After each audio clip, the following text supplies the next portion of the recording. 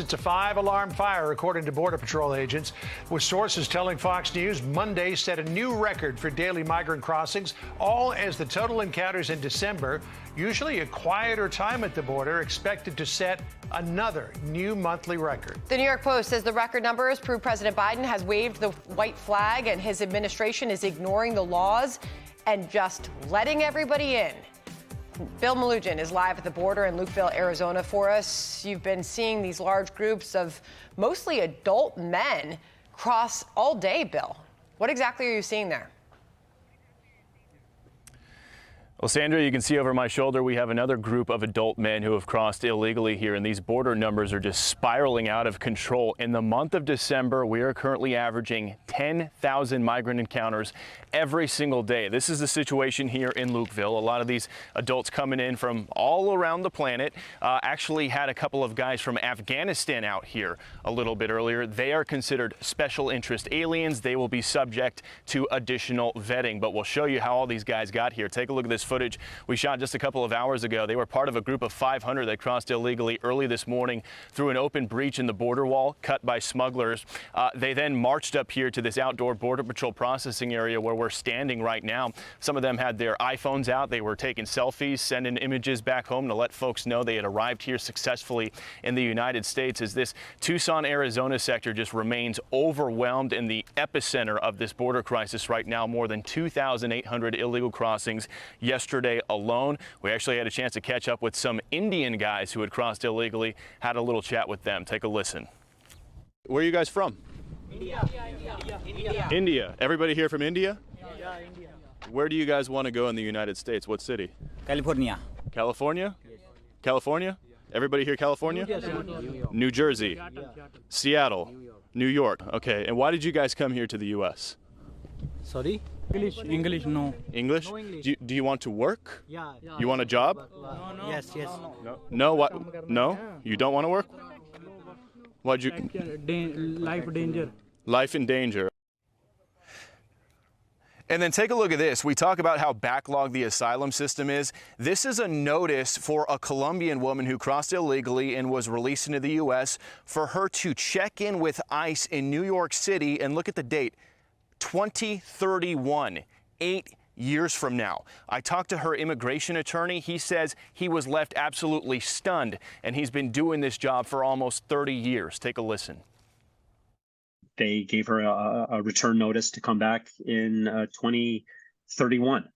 So that's quite possibly the most unusual thing I've ever seen in my near 3 decades of practicing immigration law. It made me realize that the Biden administration is basically providing backdoor amnesty for anyone that wants to show up at the border. And John and Sandra, one more thing to note. Last week, Arizona's Democrat Governor Katie Hobbs announced she was sending the National Guard down here to the Arizona border. I can tell you we've been here in Lukeville all week long. We have not seen a single National Guard soldier out here yet. We'll send it back to you. Hey, Bill, it's John. Let me come back to the conversation that you had with the illegal immigrants who came from India, where you were asking them, are you here to work? And they're like, yeah. And then the one fellow pipes up and says, oh, no. Life danger. I mean, we all know that in order to qualify for a claim for asylum in this country, you have to demonstrate what's called credible fear. Did that sound like it was coached to you?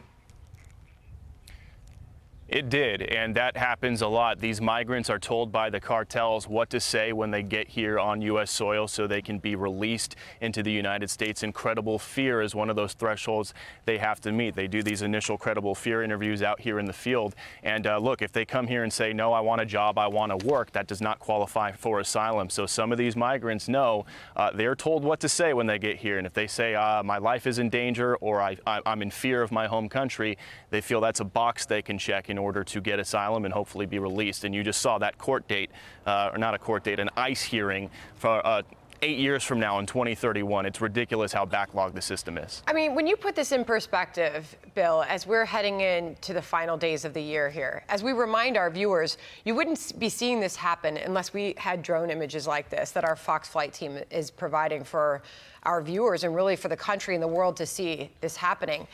But when you put this in perspective and you see what cities like Chicago are dealing with, they're blaming Texas for busing these migrants up there. They're saying they're at capacity. They've received to date 26,000 migrants, they say.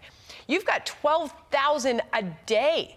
Record numbers pouring over a day at the border. Yet you have some of these blue cities and blue states saying it's Texas's fault. Yeah, well, look, a lot of these blue cities have been getting reality checks, right? I mean, a couple of years ago, you had New York City Mayor Eric Adams tweeting that New York City will remain a sanctuary city under his administration, and they'd be proud to do so. Now he's saying, quote, the city is going to be destroyed. This is coming to your neighborhood. Katie Hobbs has been critical about what other Republican governors have done at the border, particularly Governor Abbott. Now she's sending the National Guard down here to the border, or allegedly. We still have not seen them yet. So, yeah, I mean, there was no criticism when the blue city of El Paso was busing migrants to New York City. They bust tens of thousands. There was no criticism when Katie Hobbs, a Democrat governor of Arizona, kept Governor Doug Ducey, a Republican's busing program, to also bus migrants out of Arizona. So the criticism only seems to be at Governor Abbott and Governor DeSantis when they move migrants around the country, despite the fact that Democrats have been doing it and the federal government has been doing it as well with NGOs. When you take a look at that group of people, you know, they can't all stay in Texas. They got to go somewhere.